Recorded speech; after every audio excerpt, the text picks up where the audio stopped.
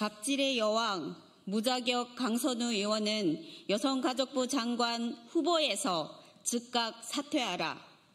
안녕하십니까. 저희는 전국 2030-40 여성들로 구성된 국민의힘 중앙차세대 여성위원회입니다. 저는 중앙차세대 여성위원장 김다혜입니다. 오늘 우리는 갑질의 여왕인 강선우 여성가족부 장관 후보자의 사퇴를 촉구하며 전국의 2030-40 여성들의 목소리를 대변하고자 이 자리에 섰습니다. 전국의 2030-40 여성들은 지금 강선우 후보자를 지명한 이재명 대통령과 민주당에 묻고 있습니다. 보좌진에게 폭언과 갑질을 일삼고 수시로 보좌직원을 교체한 인물이 과연 여성가족부 장관으로서의 자격이 있는가? 최고의 권력자에게 이불을 깔아주며 여성의 권익과 지위를 가장 밑바닥으로 끌어내린 사람이 여성가족부 장관 후보자의 자격이 있는가? 그 대답은 자격이 없다입니다. 20대 대학생은 이렇게 말합니다. 공직은 특권이 아니라 책임이다. 30대 회사원은 이렇게 말합니다. 기득권을 위한 여성 정치 말고 국민을 위한 진정한 여성 정치를 원한다. 그리고 40대 주부는 이렇게 말합니다. 유리천장을 깬 여성이라면 제일 아래 유리바닥에 있는 사람들의 위치도 볼 줄 알아야 한다. 민심이 바로 이러할진데 더불어민주당은 더 한심한 작태로 민심을 왜곡하고 외면하고 있습니다. 심지어 강 후보가 잘했다고 하면서 보좌진들에 대한 내부자 색출에 여념이 없다고 합니다. 정부조직법 제42조에 의하면 여성가족부 장관은 여성정책의 기획, 종합, 여성의 권익 증진, 지위, 향상 등에 대한 종합 사무를 관장한다고 되어 있습니다.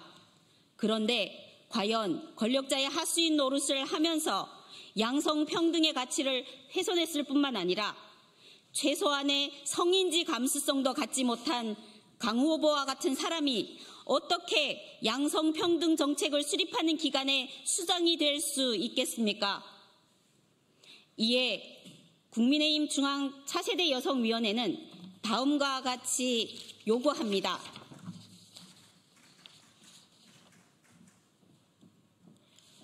저는 제천 차세대 여성위원장 송수연 시의원입니다. 첫째, 강선우 후보는 여성가족부 장관 후보직에서 당장 사퇴하라. 권력형 갑질의 중심에 서 있는 자가 여성가족부의 수장이 되어서는 결코 안 됩니다. 장관직은 권력자의 이부자리나 깔아주며 아첨하는 대가로 얻은 자리가 아니라 오로지 국민만을 바라보며 헌신하는 자리입니다. 둘째, 이재명 정부는 도덕성과 공감 능력을 갖춘 후보자를 다시 지명하라. 여성가족부 수장은 인간을 정치적 도구가 아닌 존엄한 주체로 생각하는 도덕성이 검증된 사람이어야만 합니다. 그러므로 이재명 대통령은 강선우의 지명을 즉각 철회하십시오. 셋째, 더불어민주당은 강선우 갑질 의혹 제보자에 대한 2차 가해, 3차 가해를 멈추고 강선우의 갑질에 대한 철저한 진상조사를 실시하여 국민 앞에 그 의혹의 실체를 밝히라. 우리 국민의힘 중앙차세대 여성위는 여성과 약자의 인권을 악용하는 정치가 아닌 여성과 약자의 인권을 존중하고 지켜주는 정치를 원합니다. 또한 우리는 권력형 페미니즘, 선택적 페미니즘이 아닌 공정과 책임의 여성 리더십을 갖춘 여성가족부 장관 후보자를 원합니다. 다시 말하지만 여성가족부 장관은 인권의 수호자여야지 갑질의 끝판왕, 갑질의 여왕, 이중인격자, 무자격자인 강선우 의원 같은 사람이 되어서는 절대로 안 될 것입니다. 그러므로 강선우를 지명한 이재명 대통령과 강선우를 보호하는 더불어민주당은 국민 앞에 사죄하고 당장 사퇴하도록 조치를 취하시기 바랍니다. 국민을 무시하고 민심을 외면하는 정권은 국민의 심판을 받을 것임을 잊지 마시기 바랍니다. 2025년 7월 14일 국민의힘 중앙차세대 여성위원회 전국지역 차세대 여성위원회 일동.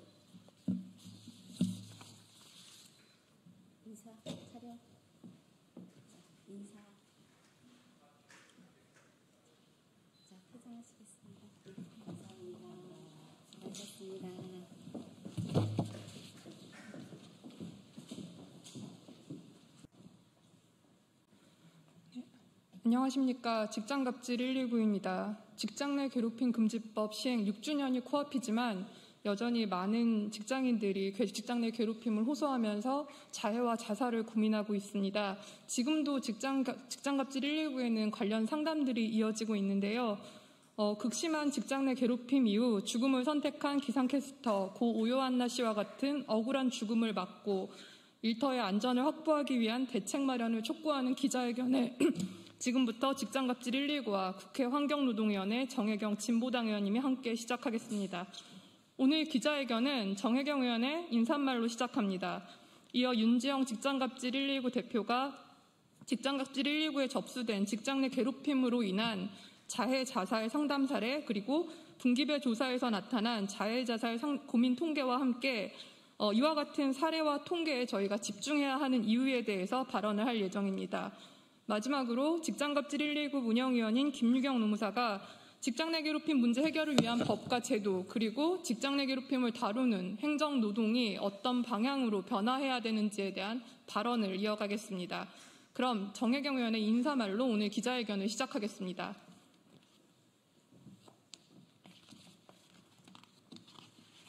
네, 진보당 비정규직 노동자 국회의원 정혜경입니다. 얼마 전 MBC 기상캐스터 고 오요한나 님이 스스로의 삶을 포기했습니다. 고인은 직장 내 괴롭힘을 폭로하며 세상을 떠났지만 고용노동부는 고인이 프리랜서라는 이유로 근로기준법상 직장 내 괴롭힘에 적용되지 않는다는 판단을 했습니다. 이것이 직장인 괴롭힘 금지법이 시행된 지 6년이 흐른 오늘날 우리 사회의 어두운 단면입니다. 대부분의 성인들은 직장에서 가장 많은 시간을 보냅니다. 직장은 생계는 물론 사회생활의 근거지이자 삶의 그 자체입니다. 따라서 직장이 괴로우면 인생이 통째로 괴롭습니다. 특히 직장 내 괴롭힘을 당하는 사람들은 대체로 직급이 낮고 약자들입니다. 이들은 일자리라는 생사여탈권에 저당 잡혀 그냥 참는 경우가 부지기수입니다. 당연히 피해가 장기화될수록 우울증, 불면증 등 정신적 고통이 축적되고 급기야 극단적인 선택까지 고민하게 됩니다. 이 악의 고리를 반드시 끊어내야 합니다. 일하는 모든 노동자에게 근로기준법을 전면 적용해야 합니다. 오 요한나님과 같이 법의 사각지대에 있는 5인 미만, 특수고용, 플랫폼, 프리랜서 노동자들이 1,000만 명이 넘습니다. 직장 갑질 위협에 가장 크게 노출될 이들을 우리 법이 보호할 수 있어야 정의입니다. 또한 지금의 법은 괴롭힘 발생 시 사용자에게 조사 의무를 부여하고 있습니다. 결과적으로 사용자가 가해자일 경우 셀프 조사를 허용하고 있는 것입니다. 사건이 은폐되거나 피해자가 체념하도록 방치할 수 없습니다. 빠르게 개선해야 할 것입니다. 오늘 직장갑질 119에서 진행한 설문조사가 발표됩니다. 우리 사회 직장 내 괴롭힘의 현 주소를 냉정하게 바라보고 노동자의 존엄이 존중되는 세상으로 나아갈 수 있기를 희망합니다. 저도 노동자 국회의원으로서 직장 내 괴롭힘 근절을 위해서 싸우겠습니다. 이상입니다.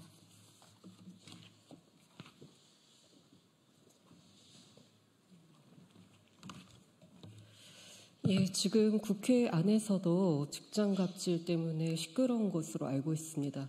사실 직장 내 괴롭힘은 신체적, 정신적 건강에 치명적인 영향을 미칩니다. 그래서 직장 갑질 119에도 특히 그중에서 자살, 자해 충동을 말씀하시는 분들의 사연이 이어지고 있습니다. 제가 구체적인 개인 정보를 특정할 수 없어서 몇 개를 골라서 개인 정보를 드러내지 않고 좀 소개하도록 하겠습니다. 직장 내 괴롭힘 신고 후 2차 가해로 공황 증세, 구토, 두통, 근육통, 발작이 발생했고 결국 극단적 선택을 시도했다는 사연, 죽어서 이 고통과 억울함에서 벗어나고 싶다는 사연, 괴롭힘으로 인해 극심한 우울감과 자존감 저하를 겪고 있으며 정신과 치료를 받으면서도 극단적 선택을 여러 번 고민했다는 사연, 괴롭힘 아니라는 판단에 나 혼자 이상한 사람이었나, 내가 틀리고 잘못한 것이었나, 그런 생각 때문에 하루하루가 고통스럽고 죽음으로 이 모든 것을 끝내고 싶다는 사연, 매일 밤잠을 이루지 못할 만큼 힘들었고 극단적 선택까지 생각한 끝에 괴롭힘 신고를 했지만 행위자에 대한 징계위원회 결과는 구두 경고로 그쳤다는 사연, 직장 내 괴롭힘과 스트레스로 자살한 동기 직원을 보며 악행을 끊고 싶다는 사연, 내가 죽어야 괴롭힘이 끝날 것 같다는 사연, 회사에 출근해 가해자를 볼 생각을 하면 가슴이 두근거리고 밤에 잠을 잘 수 없어 밤을 새고 출근한 날의 연속이라는 사연, 가해자들만 보면 가슴이 뛰고 숨이 제대로 안 쉬어지고 등에서 땀이 나며 다리가 떨려 도저히 생활할 수 없다는 사연, 괴롭힘 때문에 퇴사를 했는데 이후 상습적인 자해 충동과 극단적 사고에 시달리고 있다는 사연. 사실 이러한 사연 모두가 어떤 예민한 개인의 특성이 아니라 직장 내 괴롭힘이 심각할 때, 그리고 직장 내 괴롭힘이 해결되지 않을 때 보편적으로 나타날 수 있는 상황이다라는 것을 알아주시면 좀 고맙겠습니다. 이러한 것과 관련해서 저희가 매 분기마다 조사를 하고 있습니다. 그와 관련한 구체적인 내용은 기자회견문을 통해서 저희가 미리 배포를 했습니다. 법 시행 6년이 되었습니다. 그럼에도 불구하고 직장인 3명 중 1명꼴로 현장에서 괴롭힘을 당하고 있습니다. 그중 18%가 자살, 자해 충동에 휩싸입니다. 이 수치는 사실 굉장히 이상한 수치가 아니라 사실 매 분기 때마다 약간의 차이는 있지만 좀 보편적으로 나타나고 있는 수치라고 보시면 될 것 같습니다. 그러니까 괴롭힘 당하고 있는 사람의 5명 중 1명꼴로 자해, 자살 충동을 느끼고 있다는 것입니다. 특히 법의 사각지대에 있는 노동자들, 그리고 직장 내 괴롭힘 해결을 실질적으로 기대하기 어려운 비정규직 5인 미만 사업장 노동자의 자살, 자해 충동 비율이 굉장히 높습니다. 을질, 허위신고의 프레임으로 직장 내 괴롭힘을 바라보는 사회에서 제도가 제대로 작동하지 않는 현실에서 이 수치는 더 올라갈 수밖에 없습니다. 직장 내 괴롭힘은 노동자를 죽음에 이르게 하는 일터 안전의 문제라는 것을 우리 모두 심각하게 받아들여야 될 것입니다.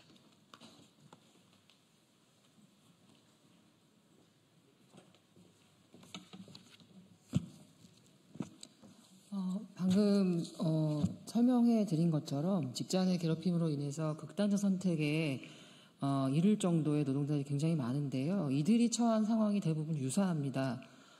우선 법상으로는 사용자에게 최초로 신고를 하라고 되어 있지만 이처럼 극심한 괴롭힘에 시달리는 피해자들은 자신이 속한 일터의 조직문화 시스템 탓에 신고 자체가 어려운 경우가 많습니다. 그래서 많은 피해자들이 애초부터 노동청에 진정을 제기하거나 사내에 신고를 했지만 이후에 2차 피해 등을 당하다가 노동청을 찾게 되는 경우가 상당히 많습니다. 그런데 직장감시 119에 제보된 다수 사례에서 피해자들은 노동청에 진정을 제기한 이후에 더 괴로웠다, 고통스러웠다라고 호소하고 있습니다. 여러 가지 문제가 있는데요. 우선 노동청의 직장 내 괴롭힘 신고 사건 처리 지침이 문제가 되고 있습니다. 방금 전에도 설명해 주셨지만은 사용자가 괴롭힘 행위자라고 하더라도 근로감독관의 조사와 사용자의 셀프 조사를 병행하도록 노동청의 지침이 마련되어 있고, 이 때문에 사용자의 괴롭힘 행위가 있은 이후에 노동청이 소극적인 조사에 그쳐서 더 큰 피해가 발생하는 경우를 많이 제보받고 있습니다. 그리고 두 번째로는 사내 조사에서 객관적인 조사가 이루어지지 않을 경우에 노동청에 진정을 제기하고 노동청이 직접 조사를 할 수 있도록 지침이 마련되어 있지만 객관적 조사를 실시하지 않았다라고 하는 판단 기준이 매우 엄격하게 되어 있습니다. 그래서 담당 감독관이 사내 조사의 문제점을 명확히 파악하지도 않은 채 사용자가 제출한 조사 보고서를 형식적으로 검토하고 종결하는 경우가 굉장히 많습니다.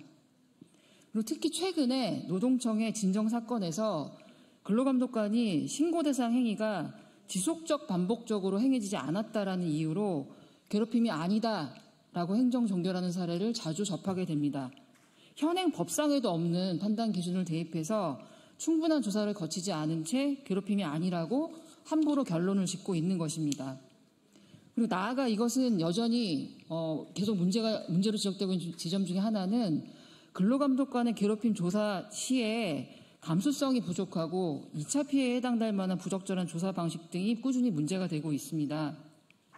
저희가 수차례 문제를 지적했지만 여전히 현장에서는 출석 조사 과정에서 피해자를 탓하고 의심하는 태도라든가 행위자를 오히려 두둔하는 언급이라든가 증거가 부족하다면서 성급히 결론 짓는 태도 등으로 인해서 한층 피해자들의 고통이 배가 되고 있는 사례들을 쉽게 만나보고 있습니다.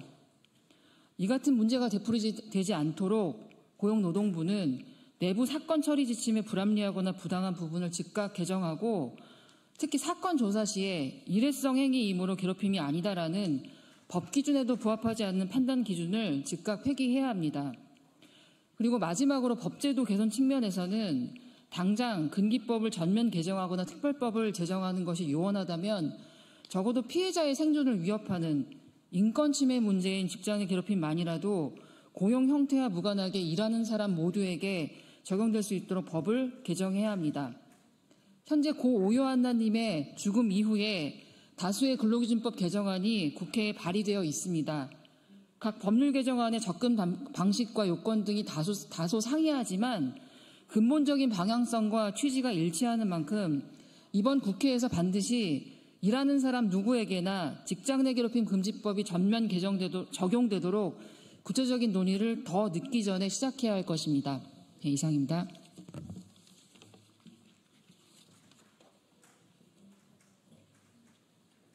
네, 오늘 기자회견을 마치기 전 안내 하나 드리겠습니다. 내일 오전 10시 방송을 만드는 사람들의 이름 엔딩 크레딧 주최로 국회의원회관 제3간담회의실에서 방송 노동자와 직장 내 괴롭힘, 오요한나법의 조건은 무엇인가를 주제로 토론회를 개최합니다.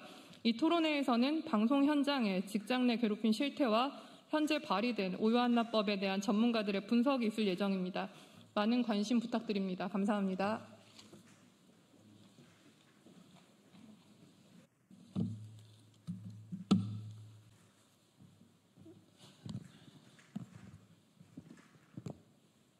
네, 안녕하십니까. 국회 사무처 공보기획관입니다. 7월 셋째 주 정례 브리핑을 시작하겠습니다. 먼저 의장단 일정입니다. 우원식 국회의장은 오늘 오후 1시 반 의원회관 제1소회의실에서 열리는 제헌 77주년 기념 개헌 관련 학술대회에 참석할 예정입니다. 다음 위원회 회의 일정입니다. 이번 주에는 인사청문회가 집중되어 있습니다. 13개 상임위에서 18건의 인사청문회가 실시될 예정입니다. 위원회별 청문회 일정은 배포해드린 자료를 참고해 주시기 바랍니다. 국토위는 화요일과 수요일 오전 10시 법안 소위를 열어 법안을 심사할 예정입니다. 산불특위는 목요일 전체회의를 열어서 소위원회를 구성하고 법안을 심사할 예정입니다. 이번 주 의회 외교 일정입니다. 이하경 국회 부의장은 화요일 인도네시아 상원 부의장 등 19인을 만나서 양국 협력 강화 방안을 논의할 예정입니다. 이번 주 의원실 정책 세미나는 모두 37건입니다. 오늘은 정혜경 의원님 주최로 혼돈의 국제정세, 한국의 중립외교 가능성을 토론합니다. 수요일에는 최영두, 한민수 주최로 국가 AI 산업 경쟁력 강화를 위한 토론회가 진행될 예정입니다. 이번 주 국회 사무처와 소속기관의 주요 행사와 발간물입니다. 국회 사무처 법제실은 오늘 오후 1시 반 의원회관 1소회의실에서 개헌에 대한 기념 학술대회를 개최합니다. 그리고 목요일에는 오전 10시에 국회의사당 중앙홀에서 제77주년 제헌절 경축식을 개최합니다.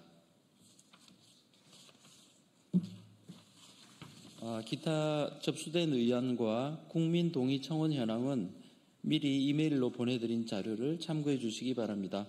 이상으로 이번 주 정례 브리핑을 모두 마치겠습니다. 감사합니다.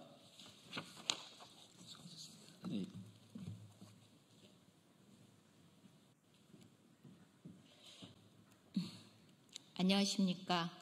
소리로 보는 시각장애인 더불어민주당 전국장애인위원장 서미화 의원입니다.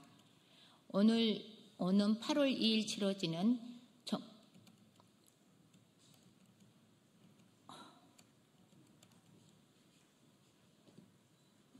죄송합니다. 이게 안 읽어주는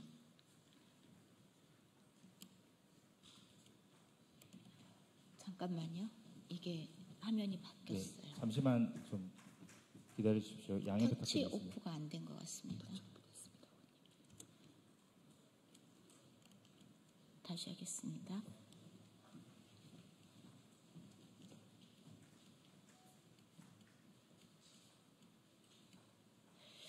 오는 8월 2일에 치러지는 더불어민주당 정당대회에는 이재명 정부 성공을 뒷받침할 차기 당대표를 선출하는 선거입니다.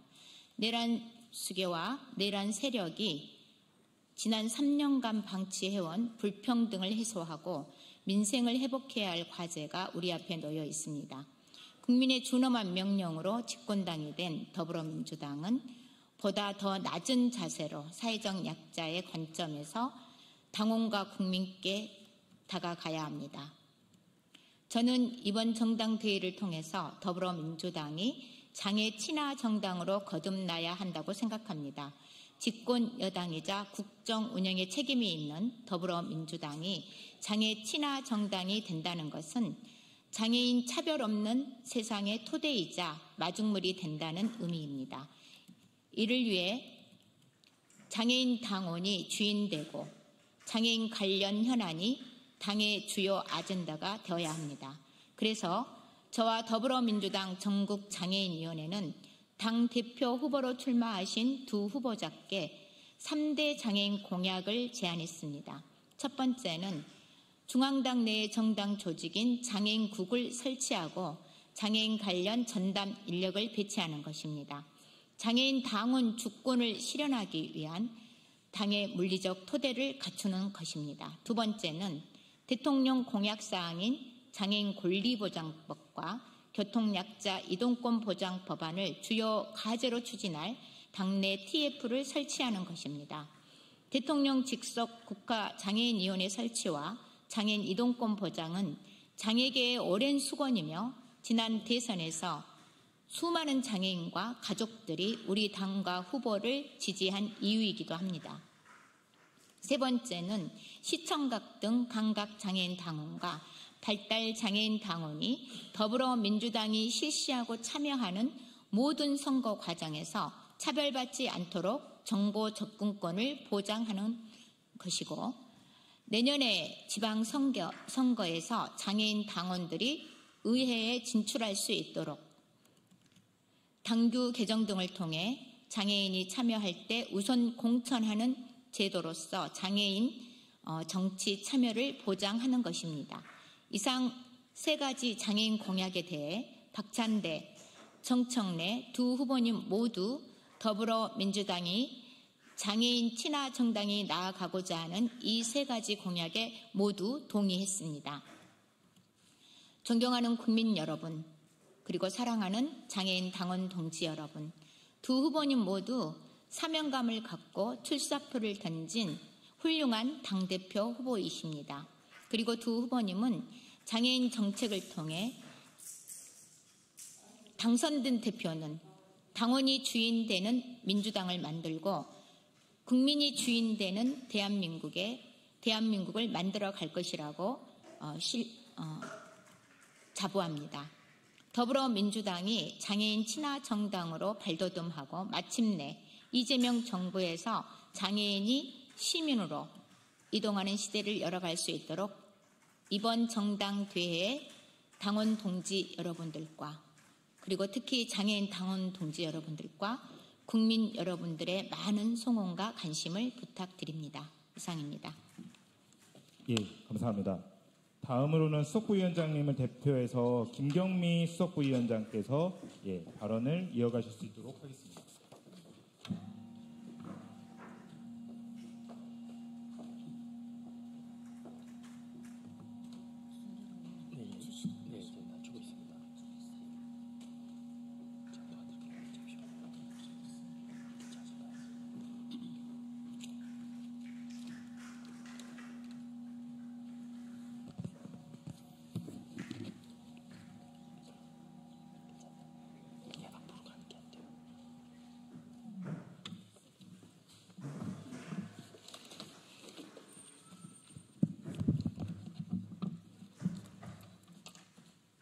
더불어민주당 전국장애인위원회 수석위원장 김경미입니다. 2025년 6월 3일 21대 대선에서 전국적으로 장애인 당사자 조직과 지원 조직이 전폭적으로 이재명 대통령을 지지하였습니다. 그 이유는 더불어민주당이 장애계 현안을 해결하고 협력과 소통이 가능하고 장애인 당사자와의 정책 연대를 구상할 수 있다고 보았기 때문입니다. 이는 비상계엄으로 유력 정치인들을 구금하고 의회를 해산하는 시도를 정면으로 막아선 더불어민주당의 정당 민주주의의 모습을 보면서 장애인 당사자의 주권을 보장하는 국민주권 정부의 탄생을 갈망했기 때문입니다. 그러기에 우리는 이번 전당대회가 그 어떤 당원도 소외되지 않고 모든 당원이 차별받지 않는 기회와 권리가 보장되는 더불어민주당이 한 단계 도약하는 정당이 되길 바라는 마음으로 장애 감수성에 대한 의견을 전하고자 합니다. 현재 더불어민주당 전국장애인위원회는 10만 당원 가입을 위한 활동을 전개하고 있음에도 장애인 당원의 정확한 숫자를 파악하기 어려운 실정입니다. 그러다 보니 장애인 당원 조직화의 어려움, 장애인 당사자 정치인들이 경험하고 성장할 기회의 장 부족, 중앙당은 물론 시도당은 더욱더 열악한 상황에서 민주당 당원으로 헌신해온 장애인 당사자 당원들은 지역에서 정말 고군분투하고 있습니다. 이에 당이 시스템으로 장애인 당원의 참여와 주권 실현을 보장해야 하며 중증, 장애 여성 등 다양한 장애 유형이 더 많은 정치적 기회와 장이 필요하다고 봅니다. 우리 없이 우리에 대한 것이 없다 슬로건처럼 장애인 당사자들이 정치 진출은 국민 주권을 지향하는 민주주의의 완성이라고 봅니다. 이번 정당대회가 우리 더불어민주당이 장애인 감수성을 갖춘 한 단계 도약하는 전당대회, 아름다운 경쟁의 결과로 새로운 선거 문화를 만드는 전당대회를 바라면서 장애인 당사자 당원, 장애 가족 당원, 장애인의 권리를 확보하는 데 함께하는 모든 당원들이 더불어민주당을 지지하고 응원합니다. 감사합니다. 예, 감사합니다. 마지막으로 이제 기자회견문 낭독 순서입니다. 기자회견문 낭독은 박호석 부위원장님 그리고 이혜연 부위원장님 순으로 진행할 수 있도록 하겠습니다.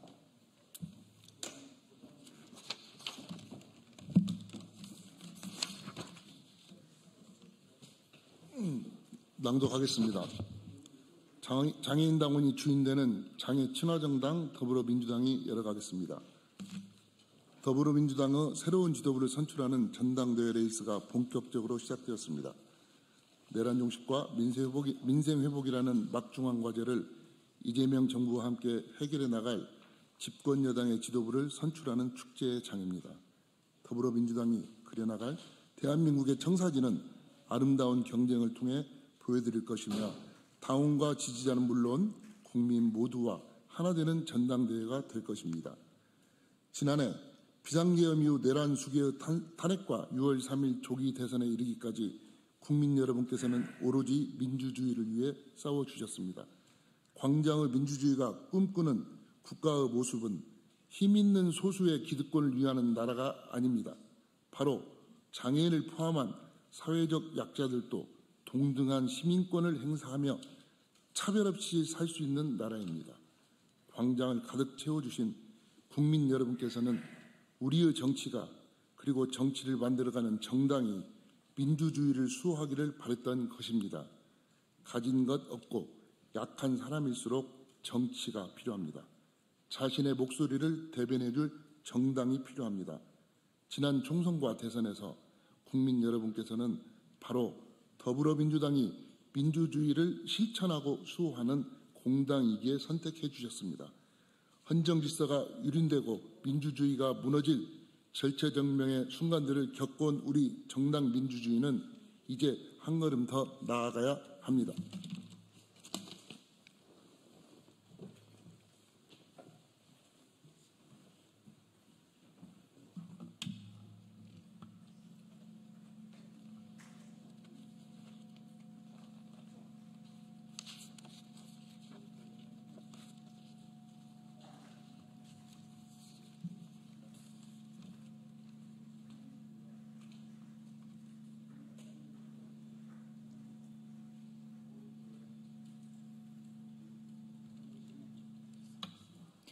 더불어민주당 전국장애인위원회는 장애를 가진 당원들도 비장애인 당원들과 다를 바 없이 평등하게 정치를 할 수 있기를 바랍니다.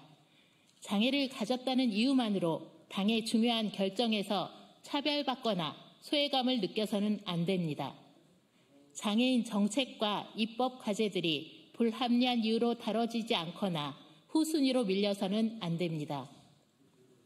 당원 주권 시대를 천명한 더불어민주당은 이제 장애인 당원 주권 시대를 함께 열어야 합니다. 이에 더불어민주당 전국장애인위원회는 차기 지도부와 함께 아래의 약속들을 실천해 나가겠습니다. 하나, 장애인 당원의 더불어민주당이 될 수 있도록 중앙당 내 전담 조직을 설치하고 전담 인력을 확충하겠습니다. 둘, 장애인 정책을 선도하는 더불어민주당이 될 수 있도록 대통령 직속 국가장애인위원회 설치를 포함한 장애인 권리보장법과 이동권 보장을 위한 교통약자 이동권 보장법이 제정될 수 있도록 당내 TF를 설치하겠습니다. 셋, 장애인 당원이 주인되고 정치를 할 수 있는 더불어민주당이 될 수 있도록 당내 장애인 정보 접근권과 정당한 편의 제공을 강화하고 다가오는 지방선거 장애인 우선 공천 등 장애인 정치 참여 확대를 위해 노력하겠습니다. 우리 안에 다양성과 인권이 존중되고 모두에게 정치의 기회가 보장되는 더불어민주당을 함께 만들어 갑시다. 장애인 당원의 당원 주권이 실현되는 더불어민주당을 만들기 위해 전국장애인위원회는 차기 지도부와 최선의 노력을 다하겠습니다. 2025년 7월 14일 더불어민주당 전국장애인위원회. 네, 감사합니다. 이상으로 기자회견을 모두 마칠 수 있도록 하겠습니다. 경청해 주신 언론인 여러분 감사합니다.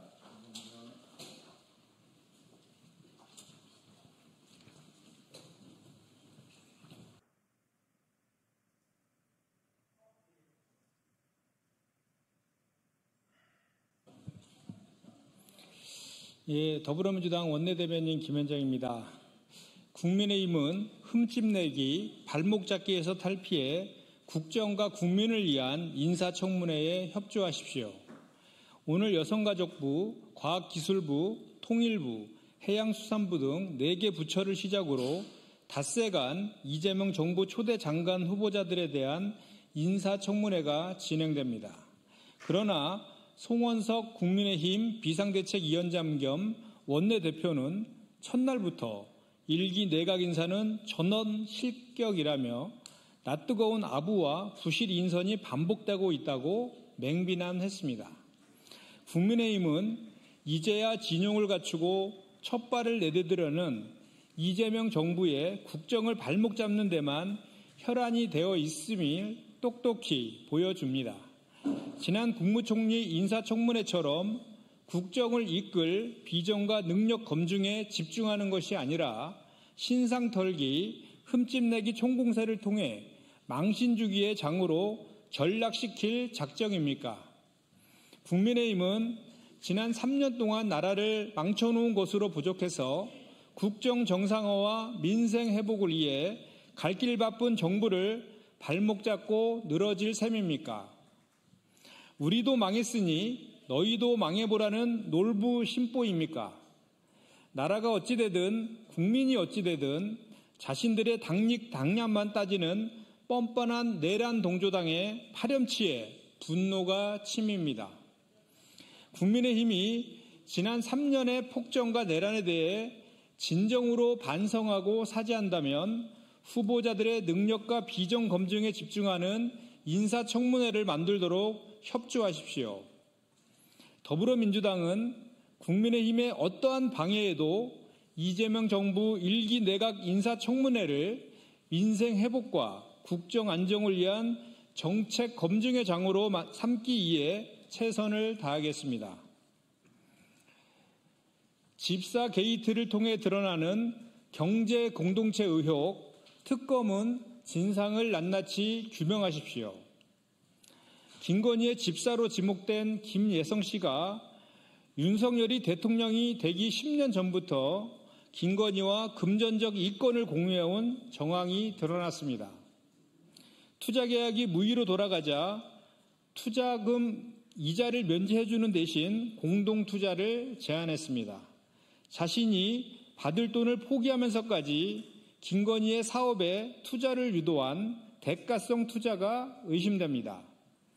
눈 가리고 아웅하듯 제 지분을 이장 처분해 김건희의 이름을 가린 채 대기업의 돈을 긁어모은 정황도 드러났습니다. 의혹은 날이 갈수록 눈덩이처럼 불어나는데 법원의 압수수색 영장 거부로 수사에 속도를 내지 못하고 증거인멸에 시간만 주는 것은 아닌지 답답합니다. 법원이 마치 윤석열, 김건희 부부를 보호해주고 있는 것처럼 보이니 도무지 이해할 수 없습니다. 김여성 씨가 김건희 특별법의 재발의가 임박하자 해외로 도피한 이유가 무엇이겠습니까? 영부인의 지위를 이용해 국정을 농단하고 주가 조작을 일삼은 김건희의 비리 의혹을 규명하는 데 법원이 발목을 잡는 일은 결코 없어야 할 것임을 엄중히 경고합니다. 민중기 특검은 김건희 의혹의 핵심으로 새롭게 떠오르고 있는 김여성 씨를 더욱 엄정히 수사해 반드시 진상을 낱낱이 규명해 주시기 바랍니다. 코스피 5000 시대 이재명 정부와 함께 낙관적 전망을 다가올 현실로 만들겠습니다. 세계 최대 투자은행인 JP모건이 기업 지배구조 개편을 전제로 코스피 5000 시대를 전망했습니다. 또한 JP모건은 개혁이 순조롭게 진행되는 한 시장 변동성이 나타날 때마다 추가 매수를 권한다고 평가했습니다. 글로벌 투자은행인 맥쿼리도 한국 주식 전략 놓치지 말라는 제목의 보고서를 통해 코스피 지수 4000이 정점이 아닌 시장이 될 수 있다고 전망했습니다. 더불어민주당이 나아가고 있는 자본시장 개혁이 올바른 길임을 확신하게 하는 전망입니다. 더불어민주당은 이재명 정부와 함께 이러한 낙관적 전망을 곧 도래할 현실로 바꾸어 나갈 것입니다. 추경을 마중물로 삼아 더욱 빠르게 경기를 되살리고 상법 추가 개정으로 시장 개혁에도 박차를 가하겠습니다. 대한민국 국민 모두 온기를 누릴 수 있을 때까지 쉬지 않고 더욱 힘차게 뛰겠습니다. 고맙습니다.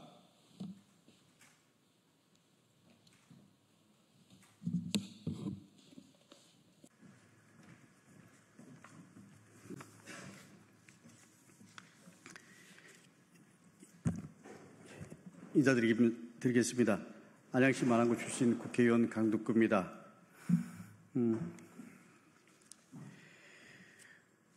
특검이 김건희 일가에 대한 수사를 본격화하고 있습니다. 소위 말하는 김건희 집사 게이트, 그 게이트의 문이 조금씩 열리고 있습니다. 저 강덕구는 진실의 문을 활짝 열어 제끼고 그리고 김건희 일가 의혹의 실체에 한 발짝 더 다가서기 위해 이 자리에 섰습니다. 저는 아시다시피 서울 양평고속도로 종점 변경 그리고 도이치모터스 주가 조작 등 김건희 일가 의혹을 밝히는데 누구보다 앞장섰습니다. 저 혼자만의 힘으로 한 것이 아니었습니다. 국민들의 응원이 있었고 그리고 현직 언론인의 이로운 조력에 도움이 있었습니다. 이번 김건희 집사 게이트 추적에도 그 조력자의 도움을 받았다라는 점을 밝힙니다. 그렇게 혼자가 아니었기에 이 자리에 서서 이렇게 말씀드릴 수가 있습니다. 최근 김건희 집사 김여성 씨가 설립에 관여했고 그의 동업자 조모 씨가 운영하는 IMS 모빌리티 관련 의혹이 보도되고 있습니다. 집중적으로 보도되는 내용은 23년 자본 잠식 상태였던 IMS 모빌리티에 대해서 대기업들이 사모펀드 주관사를 통해서 184억을 투자했고 투자 직전에 설립된 김 씨 아내 회사가 그 투자금 중 46억을 소위 구주거래라는 매우 이례적인 수법으로 챙겼다라는 사실입니다. 그러나 이는 빙산의 일각입니다. 확인해야 할 것이 너무나도 많습니다. 첫 번째 이것입니다. 김건희 집사 김씨 부부가 IMS 모빌리티 지분을 보유하고 그리고 처분하는 과정에서 누린 막대한 차익입니다. 김 씨는 2017년 10월 IMS 모빌리티 사회이사였던 이모 씨로부터 주식 4,000주를 주당 1만 원에 인수합니다. 같은 해 IMS 모빌리티가 김 씨의 다른 업체를 합병하는 과정에서 소위 주식 교환의 방법으로 1,409주를 취득합니다. 주당 78만 원으로 계산된 가격입니다. 비슷한 시기에 이루어진 두 과정에서 주당 가치가 크게 다른 점은 매우 신기하고 매우 석연치 않은 대목입니다. 김 씨는 지분 취득 3년 후인 2020년 일부 지분을 주당 146만 원에 매각해서 34억의 이익을 실현합니다. 그리고 다시 3년 후인 23년에는 김 씨 배우자가 직전에 설립한 회사를 통해 나머지 지분을 모두 정리해서 46억 원을 챙깁니다. 종합하면 김 씨 부부는 IMS 모빌리티 지분을 6년간 보유하면서 대략 68억 원대의 차익을 실현한 셈입니다. 2017년도 헐값의 지분 인수와 그리고 주식 교환이 없었다면 불가능한 수익입니다. 지분 처분만이 아니라는 것이 드러나고 있습니다. 취득 과정, 자금의 흐름까지 샅샅이 살펴봐야 합니다. 특히 22년 1주당 주식 가격을 5,000원에서 100원으로 액면 분할된 배경, 그리고 김 씨의 지분이 김 씨 배우자 회사로 넘어가는 과정에서 정당한 거래가 이루어졌는지 확인해야 합니다. 만일 무상 거래나 헐값에 양도되었다면 증여세 탄류 의혹이 추가됩니다. 두 번째, IMS 모빌리티의 전신 비마이카와 김건희의 연관성입니다. 비마이카는 2013년 법인 설립 후 렌터카 사업을 시작하는데 이때 도이치모터스와 업무 협약을 맺고 BMW 차량을 지원받습니다. 김건희 주가 조작 사건의 그 도이치모터스입니다. 비마이카 대표 조 씨는 차량 지원과 관련해서 김건희의 관여가 있었다는 사실을 인정했습니다. 그뿐만이 아닙니다. 비마이카는 운영 자금을 신한저축은행에서 차입합니다. 감사 보고서에 따르면 2015년 신한저축은행 장기 차입금 74억 원이 있었습니다. 신한저축은행은 김건희 모친 최은순 씨의 잔고증명서 2조 그리고 파주 요양병원 관련 대출 의혹 등 김건희 일가와 매우 밀접한 관련이 있는 곳입니다. 김건희 일가 범죄 의혹에 연루된 두 곳에서 차량 지원은 물론 초기 운영자금 지원까지 이루어진 사실에 대해서 대체 어떻게 설명할 수 있을까요? 김건희 집사 김 씨는 그리고 김 씨의 동업자 조 씨는 신한저축은행 차입에 대해서 어떻게 설명할까요? 도이치모터스, 신한저축은행, 비마이카 모두 김건희의 코바나 콘텐츠 전시회에 여러 차례 협찬사로 참여한 사실은 또 어떻게 설명할 수 있을까요? 도이치모터스 차량 지원, 신한저축은행 장기 차입금 지원, 그리고 김건희의 개입과 관련한 의혹을 낱낱이 밝혀야 합니다. 셋째, BMC 세렌바이를 둘러싼 여러 가지 관계와 김건희의 연관성입니다. BMC 세렌바이라는 회사는 비마이카가 인수한 자회사입니다. 현재는 BMC 모빌리티로 법인명이 바뀌었습니다. 본래 이 회사는 2010년 비컨 건축이라는 이름으로 설립되어 비컨 건축사 사무소, 창신 개발로 법인명이 바뀌었고 건축 디자인과 부동산 관련 사업을 영위하던 회사였습니다. 놀랍게도 김건희는 2013년 말까지 이 회사의 등기 임원인 사내이사였습니다.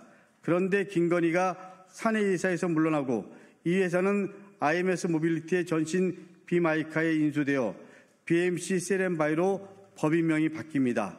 BMC 세렌바이는 2021년 BMC 모빌리티로 바뀌고 2022년 모회사인 IMS 모빌리티의 전신 IMS1에 흡수 합병됩니다.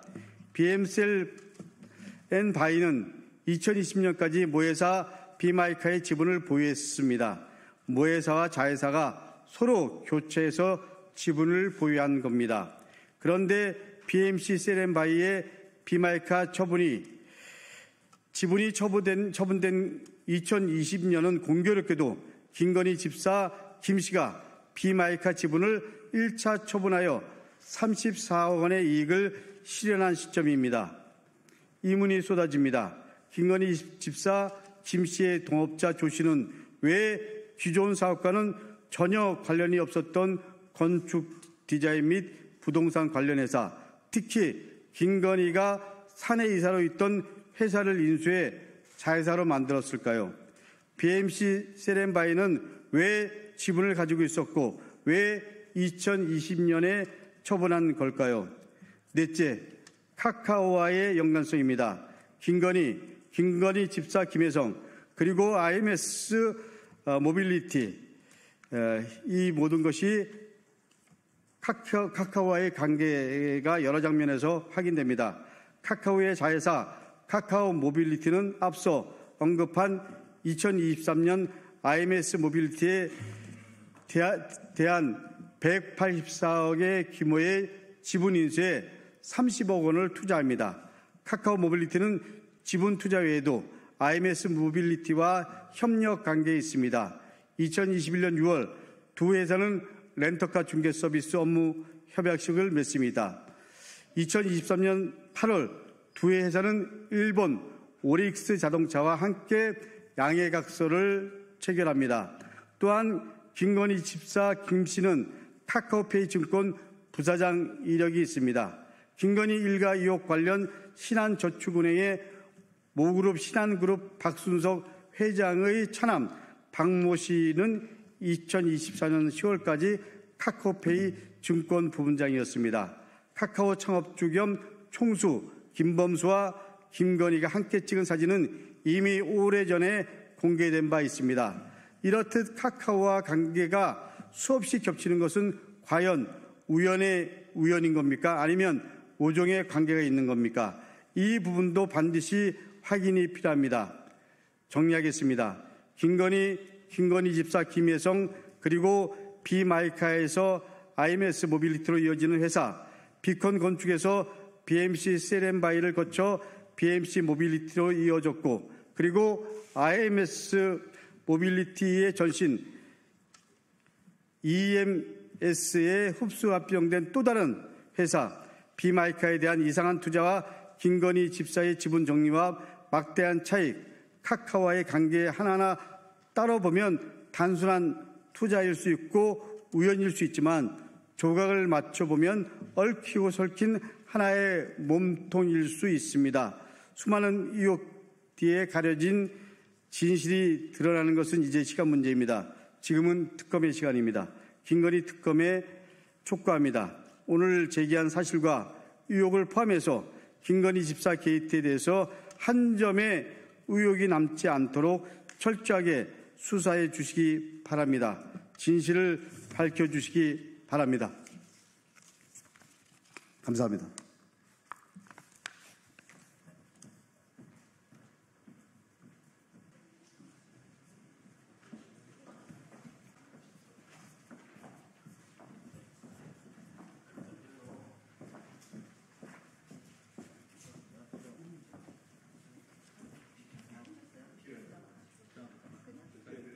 차렷 경례.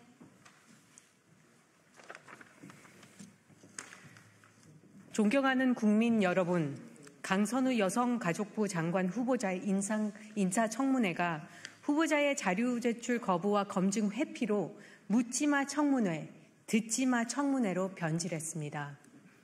민주당 보좌진마저 좌절케 한 직장 갑질 의혹, 공직자 윤리는 남의 일이란 식의 이해충돌 의혹, 쌍방울 불법 정치자금 수수와 후원 물품 살포 의혹, 재산신고 및 회계 누락, 세금 탈루와 지각 납부 의혹까지 쏟아지는 국민적 의혹에도 후보자는 개인정보, 사생활을 핑계로 소명자료조차 내지 않고 있습니다. 국민의힘 청문회위원이 의결을 거쳐 최소한도로 요구한 자료 230건 중 95건, 40%가 공직 후보자의 개인정보를 이유로 무응답 상태입니다. 보좌진 대상 갑질과 쌍방울 후원 물품 살포 의혹을 보좌진 대상 갑질과 쌍방울 후원 물품 살포 의혹을 풀 후보자의 전직 보좌관은 민주당의 강력한 거부로 증인 채택조차 하지 못했습니다. 이해충돌 의혹의 핵심 증인은 청문회 당일 해외 출장을 핑계로 무단 불출석했습니다. 후보자가 보건복지위원으로 재임하던 시절 배우자와 딸 명의로 매수한 주식의 바이오 업체 대표입니다.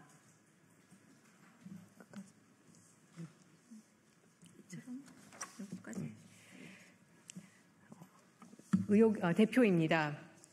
이처럼 소명한 자료도 증인도 없이 치러지는 청문회에서 국민은 무엇을 듣고 국회는 무엇을 검증해야 합니까? 이것이야말로 후보자 본인이 비판하던 청문회 무력화, 국회 모독 그 자체입니다.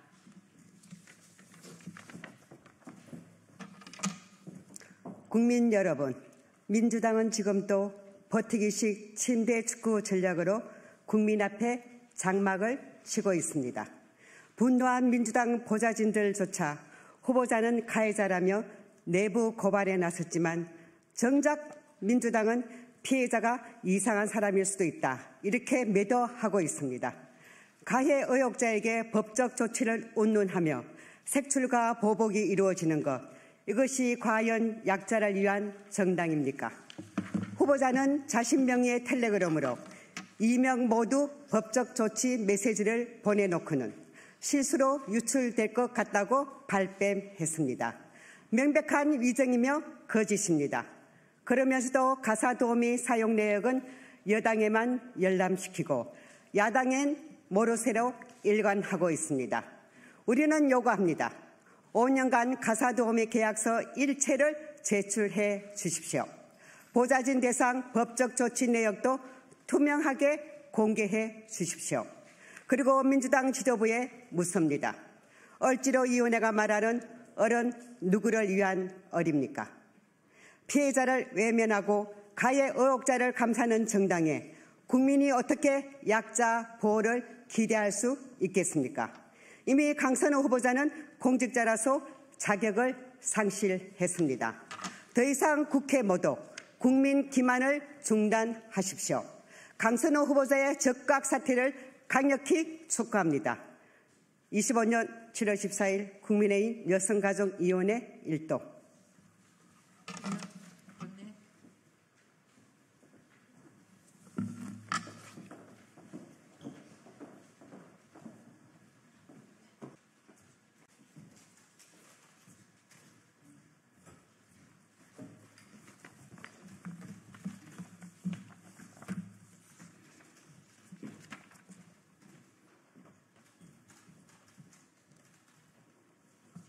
안녕하십니까.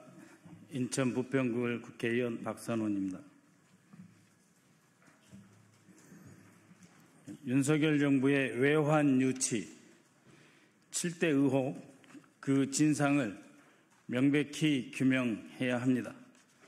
저는 내란 국정조사 특위위원이었으며 민주당 내란 진상조사단 간사였습니다.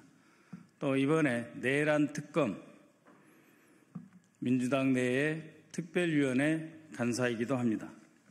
그래서 외환 유치의 심각성을 다시 한번 종합해서 국민 여러분들께 보고드리고자 합니다.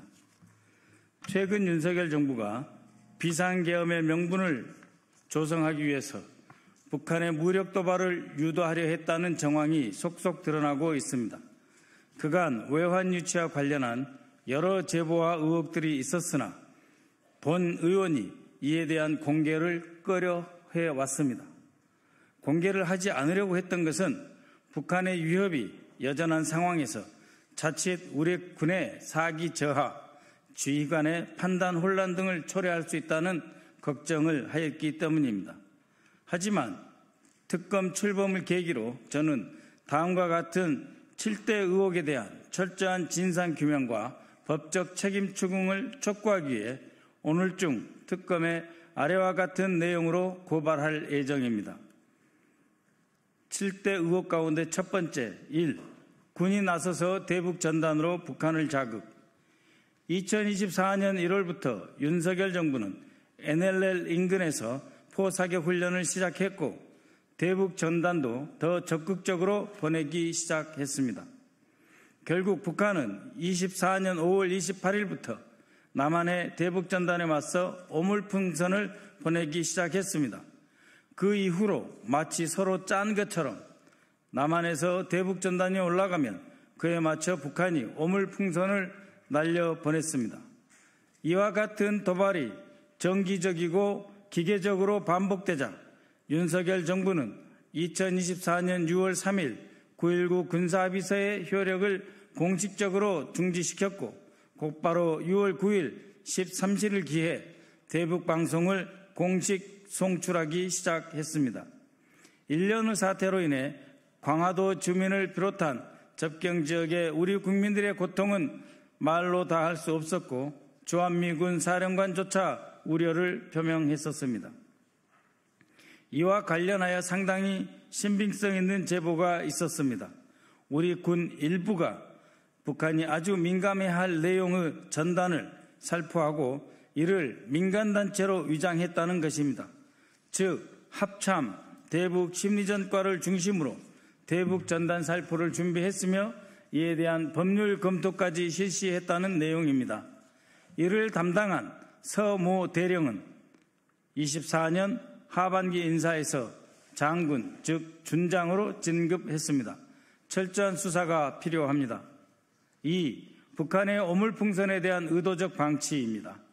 그렇게 날아온 북의 오물풍선에 대해 우리 군은 경보 이외에는 사실상 아무런 대처를 하지 않았고 단순한 경보체계의 운영, 경계 강화만을 대응하였습니다. 계엄령 발표 직전 우리 해군은 그러나 서해상에서 고속 경주용 드론을 활용한 오물풍선 격추 시범 작전에 성공했습니다. 또한 우리 군은 상공에서 그물을 이용해 드론을 포획할 수 있는 다양한 헌터 드론에 대한 도입 사업도 진행하였습니다. 이러한 비충돌, 충돌 회피형 비무력적 대응 역량을 확보하고 있었음에도 오히려 김영현 당시 국방장관은 합참과 회의에서 오물풍선의 원점을 타격하자는 방안을 검토하였던 것입니다. 이에 합참이 확전 가능성을 우려하며 반대하였고 성사되지 못했지만 북한의 도발을 빌미로 무력 충돌을 유도하려는 의도였다고 비판을 할 수밖에 없습니다. 세 번째, 6.25 전쟁 이후 최초로 북한 영공 침투와 무인기 침투. 윤석열은 취임 이후 반복적으로 9.19 군사합의서 폐기를 언급해 왔습니다. 이를 무력화도 계속했습니다. 윤석열 씨 취임 첫 해인 2022년 12월 26일부터 남북 군사합의서상 규정된 비행금지 구역을 우리 항공기가 통과한 바 있습니다. 정찰기, 무인 정찰기 등이 군사분계선을 넘어 북한 영공에 진입한 것입니다. 우리 군용기가 북한 영공을 침범한 일은 6.25 전쟁 이후 윤석열 때 처음 일어난 것입니다. 이어서 24년 10월에는 평양 상공에 무인기를 보냈다가 추락했습니다. 이 작전에는 윤석열의 지시에 따라 여러 군사령부가 개입되어 있습니다. 심지어 일부 기종은 북한 영공 깊숙이 침투해 선전물 투하 및 도발 유도를 목적으로 설계되었다는 증언도 확보되었습니다. 이는 북한과의 전쟁을 의도적으로 유발하거나 적어도 공격을 유도하여 국내 비상계엄 선포의 명분으로 삼으려 한 시도였고, 대한민국 형법상 가장 중대한 반역죄인 외환유치죄 적용을 심각하게 검토할 수밖에 없는 사안입니다. 4. 해병대 포사격 및 아팔치 헬기를 동원한 통합정보작전 정황. 24년 6월, 7월, 8월, 11월 총 4차례에 걸쳐 백령도, 연평도 인근에서 대규모 해병대 포사격 훈련이 있었습니다. 북한의 연평도 포격을 유발했던 위치를 그대로 표적으로 설정했다는 의혹이 있습니다. 이것은 우리의 포사격 훈련에 북한이 대응할 수밖에 없도록 밀어붙였다는 의혹으로 연결됩니다. 2024년 6월에는 아파치 헬기와 공군 전투기가 위협 비행을 실행했다는 제보도 있습니다. 기존 항공기 항로, 즉 회랑을 벗어나 최근접 비행을 수행해서 북한군의 탐지할 수밖에 없도록 유도한 것입니다. 특히 적에게 노출시키고 고도를 높여라는 등의 지시가 있었고, 적을 타격하라는 등의 명령이 북한의 도청이 가능한 일반 통신망으로 전달되었습니다. 이 훈련에 참여한 아파치 조종사들은 이례적으로 NLL 군사분계선 바로 아래의 선 따라 비행하여 이 정도로 적을 자극하는 게 이상하다 싶을 정도였다.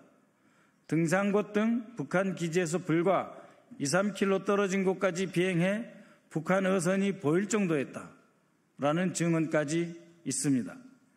이런 작전의 핵심은 적에게 의도적으로 노출되는 것이고, 조종사들의 생명의 위협을 느낄 만큼 매우 이례적인 군사작전이며 계엄 전에 실시하여 북한의 도발을 유도하려 했다라고 의심할 수밖에 없습니다. 5번째, 적 군단 초토화 계획입니다. 세계 4대 화약고, 세계에서 가장 위험한 화약고 중 하나인 한반도에서 무력 충돌을 방지할 최후의 장치는 비례성, 효과성, 충분성에 기반한 한미 연합사의 교전 규칙입니다. 그러나 윤석열 정부는 일시적이고 국지적인 도발에 대해서도 현무나 토러스, K9 자주포, 천무, 미사일 등을 이용해 북한의 전방 군단 전체를 괴멸시키려는 작전 계획도 세웠다고 합니다. 미국과의 공유 표적이 아니라 한 측의 단독 표적으로 적 군단 수십여 곳을 타격할 수 있다는 계획입니다. 이 자료에 의하면, 이 계획에 따르면 23년 11월 5일부터 23일까지 완전하게 계획화되었다. 이 작전 계획은 당시 작전본부장의 지시에 따라 작성된 것으로 보입니다. 이 계획에는 북한의 핵 공격이나 전면전 징후 없어도 괴멸적 타격을 가하자 하는 내용이 들어있습니다. 적 도발에 대한 방어 차원을 넘어서 선제적 전면전을 촉발시키려는 매우 공세적인 작전 계획을 세웠다는 점입니다. 6번째, 노상원 전 정보사령관의 폭사기획 전력을 강조하고자 합니다. 최근 특검 수사와 언론을 통해 윤석열 정부의 군사작전 및 계엄령 구상이 사전에 기획된 것이라는 정황이 속속 드러나고 있습니다. 그 중심에 노상원 전 국군 정보사령관과 김영현 국방장관의 협력이 들어 있습니다. 특히 노상원 전 국방정보사령관의 수첩에는 NLL에서 무인기로 도발을 유도한다, 북한의 군사 반응을 명분으로 삼아 계엄령을 선포한다와 같은 구체적인 문구가 들어 있습니다. 또 서해 모초로 이동시켜 하차한 후 이동간에 수집한 인사들을 적정한 곳에 폭파한다 하는 계획도 세웠습니다. 이 수첩은 이후 그동안 윤석열과 신원식, 김영현 같은 정치 군인들이 시도한 여러 작전들과 상당한 일치점을 보이고 있습니다. 특히 저는 임무에 성공한 정보사 요원들을 상대로 무전기를 활용한 살해 계획까지 포함되었다는 충격적인 제보를 국회에서 공개한 바 있습니다. 당시 박모 정보사의 전 장군을 통해 확인한 바입니다. 이것이 그 증거입니다. 여러분이 보고 계시는 이 폭약은 북파된 HID 공작원이 등에 달고 다니는 것입니다. 이 폭약은 어떻게 작동하느냐 하면 앞에 있는 이 수신기, 언뜻 보면 무전기처럼 보이시죠? 이 수신기에 모종의 주파수를 발사하면 이 수신기는 바로 여기에 연결되어 있는 건전지를 자극하고 이 건전지에서 나온 전기가 이 C4라고 하는 폭약을 폭파시키게 되어 있습니다. 이것을 몸에 부착하고 다니게 하는 것이죠. 이것을 이렇게 우리 요원의 몸에 여러 주머니에 부착하게 다니고 했다가 필요하면 작전을 성공하거나 실패한 어느 경우에도 위성전화로 폭파 스위치를 작동시키고 기폭 회로가 움직여서 폭발물이 폭파하여 폭사시키는 이러한 것들을 이미 2016년부터 김용현 작전본부장과 노상원 정보사령관은 준비해왔던 것입니다. 이런 자들이 외부로부터의 도발을 유도하고 그것을 비상계엄의 단서로 활용을 해서 내란을 일으키고 마침내 민주인사, 야당 지도자 그리고 종교인까지 모종의 장소로 끌어당겨서 백령도나 전방에서 폭사시키려고 했던 장치입니다.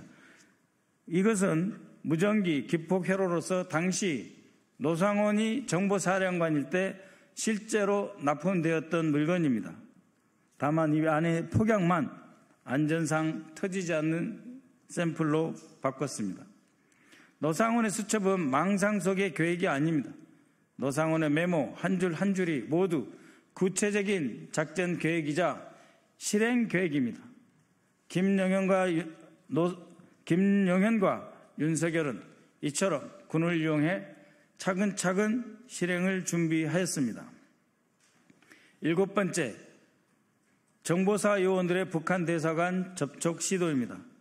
마지막으로 일부에서는 외환 유치가 성립하려면 단순한 도발 유도나 가능성을 넘어서 외국과의 통모, 즉 공동의 목적을 위해 의사소통, 연락이 있었다는 점이 인정돼야 한다고 주장하고 있습니다.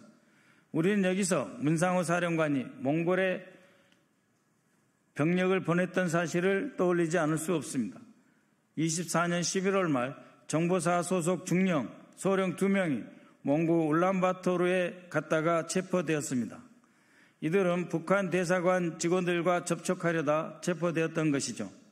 문 전 사령관은 즉각 몽골 현지로 직접 출국해서 해당 요원들이 정보사 소속임을 몽골 정부에 정식 확인시켜 주었습니다. 몽골 정부에 차단된 공작입니다. 이 대북 공작은 북한 대사관과의 연락망 구축 시도를 위한 것이며 시기는 비상계엄 선포 약 10일 전입니다. 분명 계엄을 위한 북풍 조성 공작 통모라고 판단되기 때문에 특검이 이에 대해서 확실하게 진실을 규명해야 할 것입니다. 존경하는 국민 여러분, 사실 외환 유치죄는 명시적인 합의가 없더라도 적용이 가능합니다.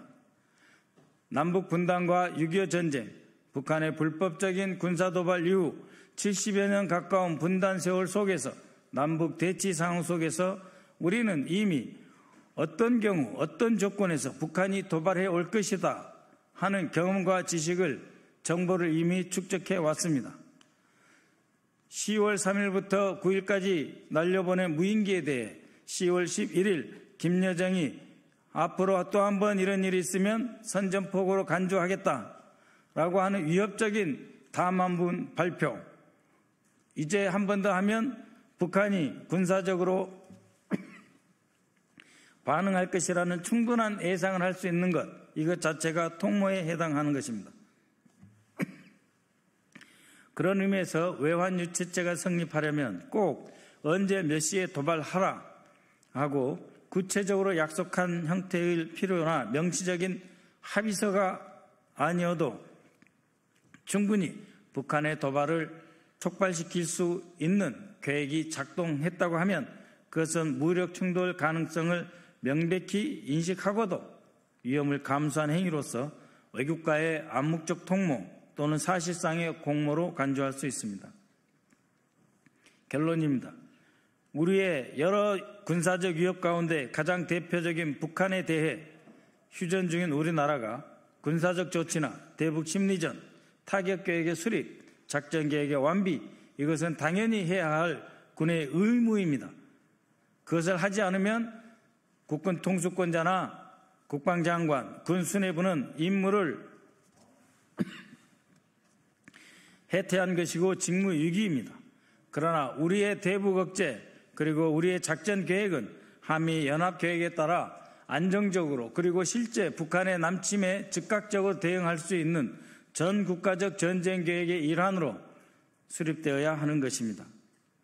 이것이 오히려 북한의 도발을 유도하기 위한 부분적인 술수로 정치적 목적으로 악용되어서는 안 되는 것입니다. 이제 우리 대한민국은 다시는 군사적 긴장과 정권 유지를 위한 수단으로 안보의 긴장 상태 자체를 악용되어는 그런 현장이 되어서는 안 됩니다. 이재명 정부는 한반도 평화와 헌정질서 수호를 최우선 과제로 삼고 있고 한미 동맹 기반의 안정된 억지력을 바탕으로 무력 충돌을 예방하고 평화 정착의 전기를 만들어 나가야 할 것입니다. 윤석열의 불법 행위에 대한 철저한 진상규명과 책임자 단죄를 통해서 다시는 북한의 군사적 도발을 유도하여 내란을 획책하고 비상계엄으로 장기 집권을 꿈꾸는 그런 지도자와 군이 나타날 수 없도록 해야 할 것입니다. 권력이 안보를 정치에 이용할 수 없도록 제가 제기한 7대 의혹에 대해서 확실한 수사가 진행되어야 할 것입니다. 고맙습니다.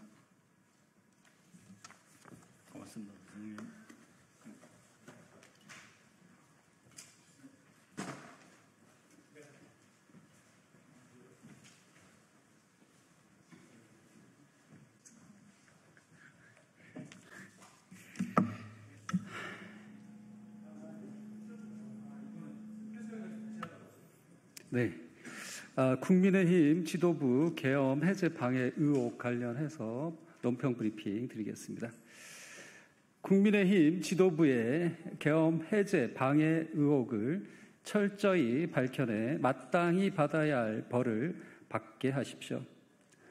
지난해 12월 3일 밤 윤석열과 국민의힘 지도부가 국회 비상계엄 해제 의결을 조직적으로 방해한 정황이 드러나며 특검이 전담팀을 구성했습니다. 윤석열은 계엄령 선포 직후 추경호, 나경원 의원 등과 통화했고 이후 국민의힘은 의총 장소를 여러 차례 변경하며 국회 본회의 참석을 지연시켰습니다. 윤석열은 추경호 의원과의 통화 1분 후 계엄 사령관 박안수를 통해 조지호 경찰청장에게 국회 진입 의원들을 체포하라는 지시를 내렸습니다. 내란을 진두지휘하던 윤석열이 그 급박한 상황에서 여당 지도부의 전화에 기껏 미리 말하지 못해 미안하다고 양해를 구했다는 게 가당키나 한 소리입니까? 국민의힘의 계엄 해제 의결 방해는 내란 공모로 볼 수밖에 없습니다. 늦었지만 이제라도 특검 수사를 통해 진실이 밝혀질 길이 열려 다행스럽습니다. 국민의힘이 특검 수사를 정치 보복, 야당 탄압이라며 반발하는 이유도 유추 가능합니다. 조직적으로 민주적 절차를 무력화하고 불법 계엄 상태를 유지하려고 한 죄를 감당할 수 있겠습니까? 특검은 철저한 수사를 통해 진실을 밝혀내고 관련자 전원에게 한치의 예외 없이 법적 책임을 물어야 합니다. 민주주의를 파괴한 자들은 마땅히 받아야 할 벌을 받아야 합니다. 더불어민주당은 진실규명과 사법정의 실현을 완수하는 날까지 특검의 독립성과 공정성을 적극 지지하겠습니다. 감사합니다.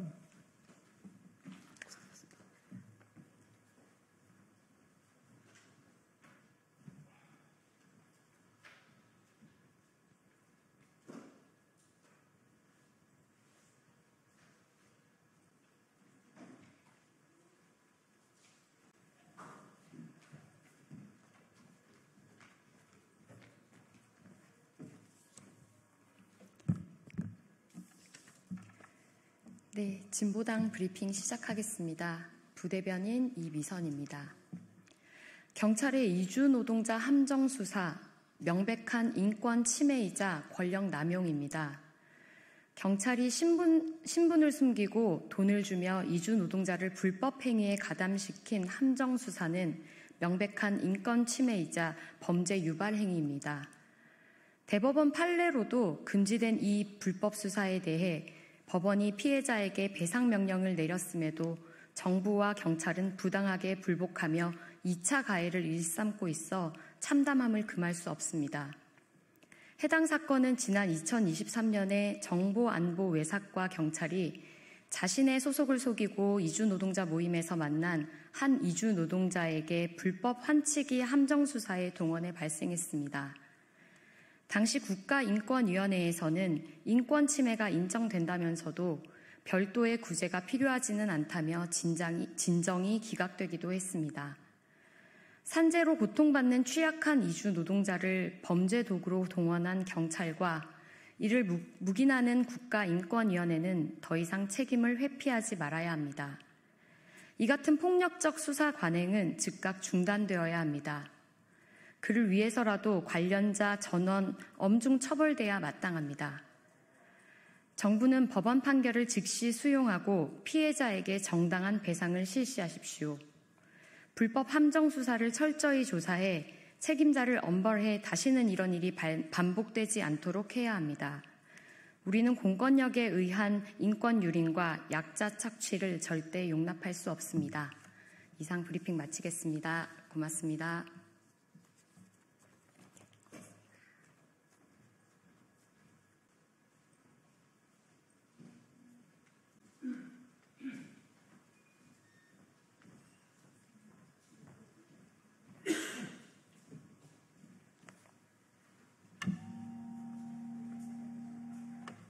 여기는 이제 수화 통역하시는 분입니다. 수화 통역을 수고해주시는 거고요. 이제 양쪽으로 쓰세요. 여기 9분. 네, 다음에 누가 하지? 우왕스님 옆으로 두시고요. 대덕스님 옆으로 두시고 그 다음에 지정스님. 내가 여기 있어. 정인스님? 네네. 예, 왜냐면 잘 안 보이니까. 스님하고. 예, 9분인데 좀 조금만 오른쪽으로. 예, 조금만. 네, 됐습니다. 예, 됐습니다. 이렇게 앉으시면 돼요. 두 번째. 예, 자. 네. 자, 이제 시작할까요? 네.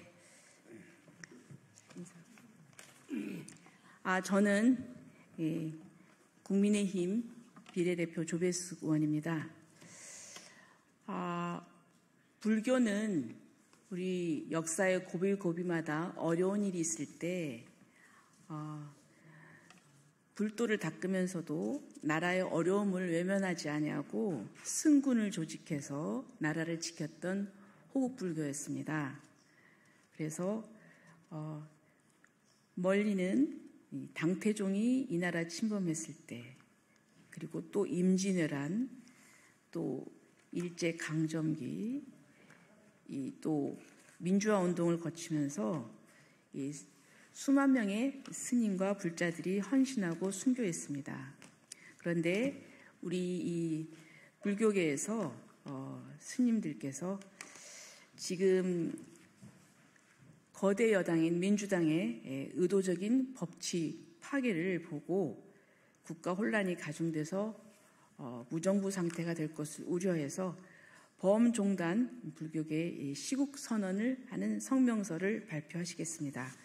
오신 분들을 소개하겠습니다. 우선 도공 스님 인사하시죠. 네, 그리고 응천 스님 인사하시고, 그리고 저기 문경에서 오신 지정 스님, 네, 또 충남 아산에서 오신 덕진 스님, 그리고 또 경기도 양주에서 오신 정인 스님, 예, 그리고 또 용인에서 오신 법운 스님, 그리고 경북의 안동에서 오신 우암 스님, 예, 그리고 포항에서 오신 대덕 스님, 그리고 또 의정부에서 오신 무공 스님, 이렇게 오셨습니다. 그러면 이제 우선 웅천 스님부터 발언을 하시겠고 사회를 보시겠습니다.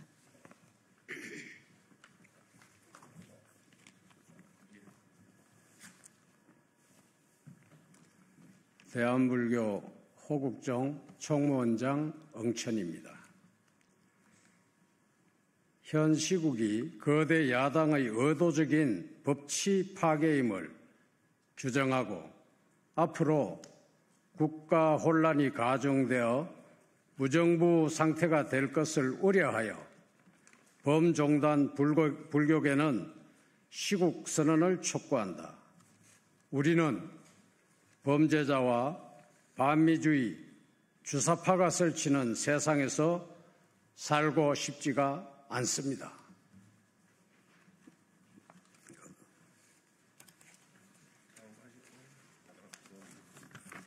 우리 불교인은 멀리는 당태종이 이 나라를 침범했을 시 3만여 명의 스님들이 성군으로 출전하여 승리를 거둔 역사를 잊지 않고 있다.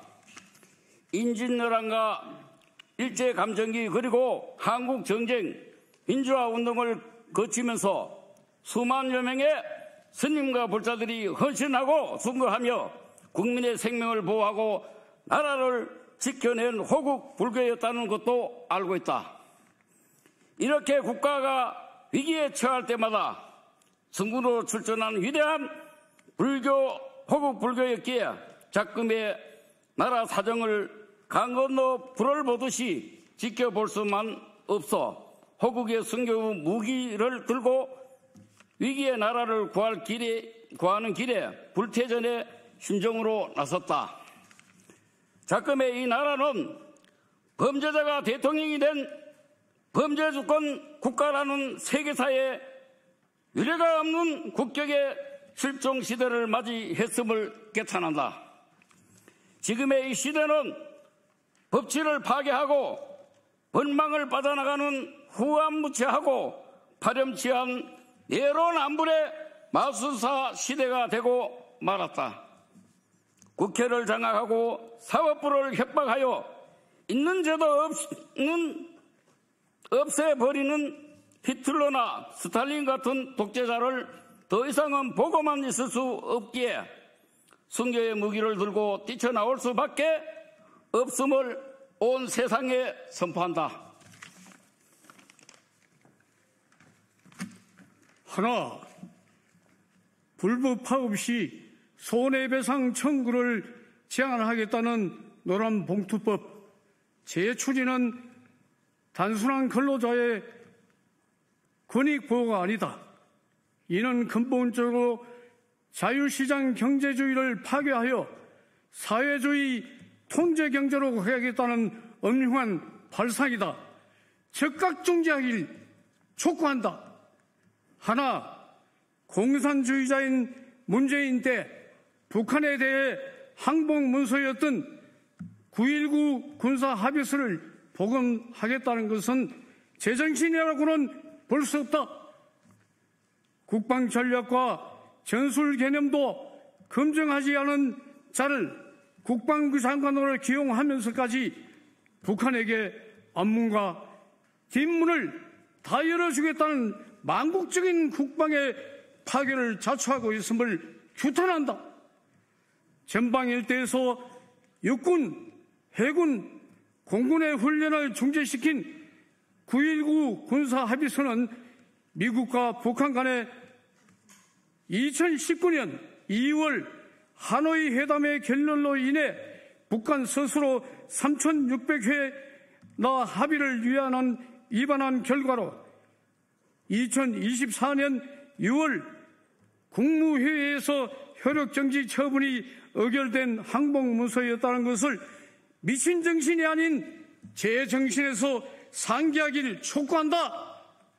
하나, 시작도 끝도 없는 방송 3법 개정 재추진은 민영방송뿐만 아니라 모든 방송을 언론 노조에 넘겨 사법의 좌파, 무죄, 우파, 유죄 판결에 대한 무비판의 고속도로를 깔아주겠다는 행위로서 이는 정상적인 사회질서 파괴의 작태이다. 즉각 이 모든 것을 중단하라고 촉구한다. 하나, 남이 집권할 때는 대통령실 특별활동비를 전액 삭감했다가 내가 집권해서는 곧바로 특별활동비를 증액하겠다는 행태는 원칙과 상식, 기본적 윤리 도덕도 무너뜨리고 건전한 시민 정신 파괴 행위이다. 자라나는 청소년들이 배울까 두렵다. 썩어빠진 사류 정치를 보는 국민 앞에 사과부터 먼저 할 것을 촉구한다. 하나, 범죄자를 수사 기소하겠다는 검찰청 폐지를 할 것이 아니라 불법도 스스럼 없이 자행하며 한가한 공수처를 폐지하고 북한이 평산의 우라늄 생산 공장에서 예성강으로 무단 방류한다는 핵 폐수 의혹에 대하여 국민이 납득할 수 있는 신속하고 정밀한 실태 조사와 재발 방지 및 안전 대책을 조속히 수립하기를 촉구한다. 하나, 사법부는 삼권 분립이 원칙에 따라 모든 국민이 공정하고 공평한 재판을 받을 수 있도록 자성하기를 촉구한다.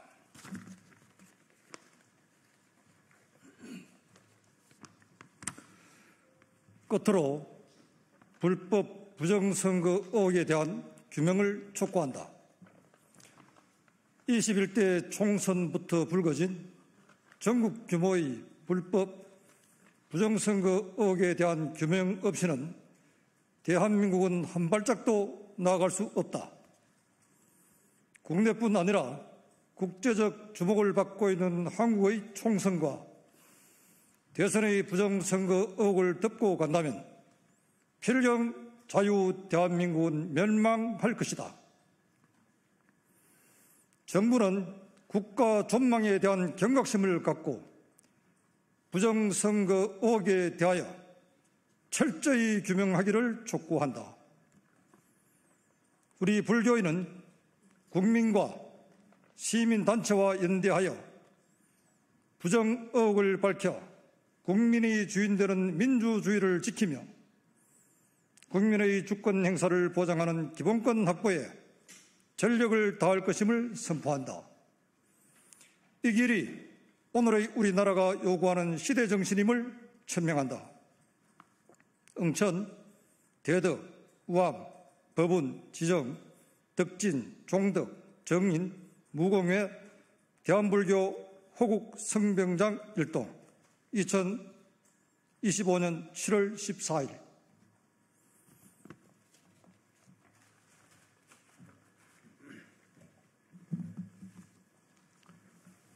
이것으로서 범불교 종단 시국 선언을 마치도록 하겠습니다.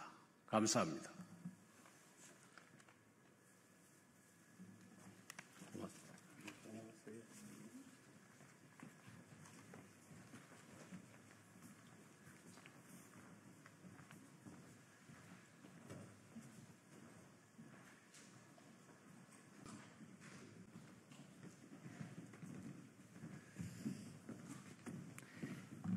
예, 국민의힘 국회 과학기술정보방송통신위원회 위원들입니다.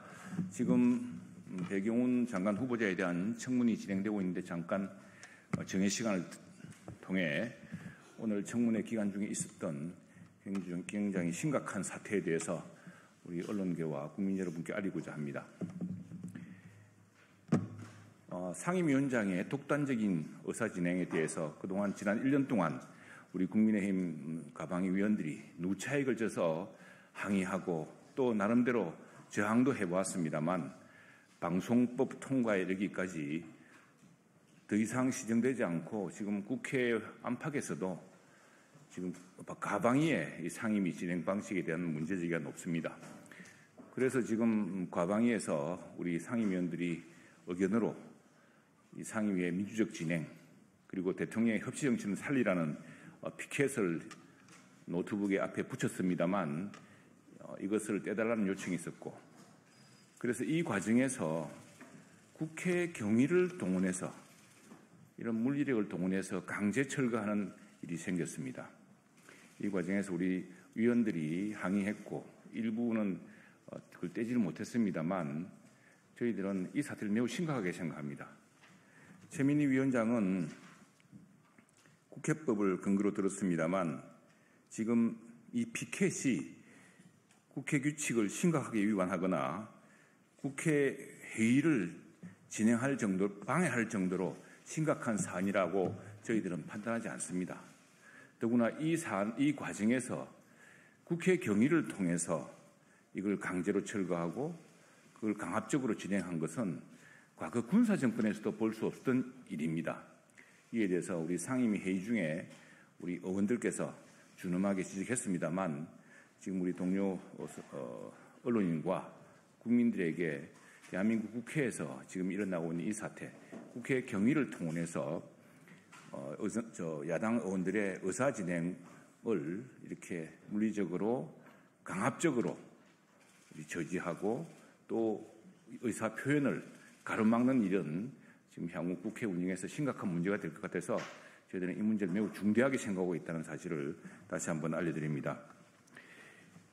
이게 배경훈 후보자 청문회와 무관한 것이라는 지적이 있었습니다만 저희들은 배경훈 후보자 청문회를 처음부터 예정대로 진행할 계획이었고 그러나 지금 우리 국회 과학기술정보방송통신위원회가 지난 1년 동안 해왔던 이런 상임위 운영 방식을 개선하지 않는다면 점점 더 나쁜 결과가 있을 것이라는 우려가 우리 위원들 사이에서 아주 컸습니다. 그런 점을 표현한 것이고 더욱이 대통령의 협치 의지라는 것이 있었는데 이렇게 일방적으로 제일 중요한 방송법 같은 것을 강행할 수가 있느냐에 대한 분명한 의사표시였습니다. 그 의사표시를 가로막기 위해서 저희들이 붙인 피켓을 경위를 통해서 강제 철거한 것에 대해서 다시 한번 엄중하게 항의합니다. 그리고 이런 문제가 우리 국회사에서 굉장히 부끄러운 기록으로 남을 것이라는 점도 또 명기하고자 합니다. 우리 국회 과학기술정보방송통신위원회 국민의힘 의원들은 비록 소수지만 우리 과학기술정보통신뿐 아니라 방송을 정말 그야말로 국민들을 위한 공정한 방송으로 만들기 위해서 국회 상임운영위원회에서의 온갖 이런 강압적이고 비합리적인 그리고 독선적인 진행에 맞서서 우리 언론 여러분과 또 국민 여러분과 함께할 것입니다. 예, 의원님 좀 더 말씀하시겠습니다. 예, 우리 최수진 의원님 드리겠습니다. 네, 저 한 말씀 드리겠습니다. 그 피켓이 있는데 그 피켓 글씨를 보이지 않기 위해서 임의적으로 그 카메라 앵글 각을 조정해서 저의 얼굴과 천장을 비치는 그런 해프닝을 만들어냈습니다. 상상도 못할 일입니다. 조금 있으면 아마도 계속 이러면 얼굴조차 비치지 않도록 할 예정인 것 같습니다. 실제로 이런 자기 피켓이 보이고 싶지 않다고 해서 그렇게 앵글각을 조작하는 이런 형태는 처음 있는 일입니다. 후보자와 제 얼굴 한번 비교해 보십시오. 그렇더라도 키가 작은데 저한테 그렇게 비치는 게 말이 됩니까? 이런 것들에 대해서 정말 유감입니다.